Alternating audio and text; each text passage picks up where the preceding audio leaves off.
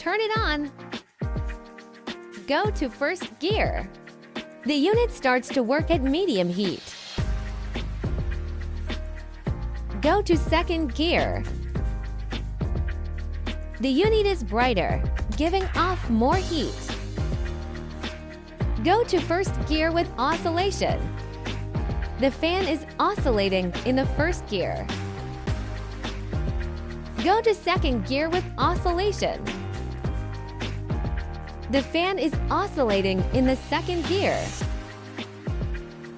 Turn to 30 to start setting the timer. You can choose the expected working time, like 60, 120, 180.